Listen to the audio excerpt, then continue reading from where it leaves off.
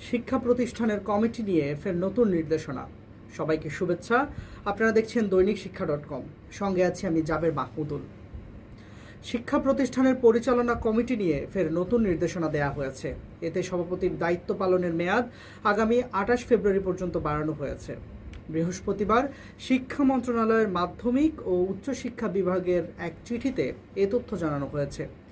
এ চিঠি সব শিক্ষা বোর্ড চেয়ারম্যান ও সংশ্লিষ্টদের পাঠানো হয়েছে। চিঠিতে বলা হয়েছে, ত্রয়োদশ জাতীয় সংসদ নির্বাচন ও বিদ্যমান পরিস্থিতিতে এই বিভাগের চিঠিতে উল্লেখিত বেসরকারি শিক্ষা প্রতিষ্ঠানের ম্যানেজিং কমিটি গভর্নিং বডির সভাপতির দায়িত্ব পালনের মেয়াদ আগামী 28 ফেব্রুয়ারি পর্যন্ত বৃদ্ধির জন্য বলা হলো।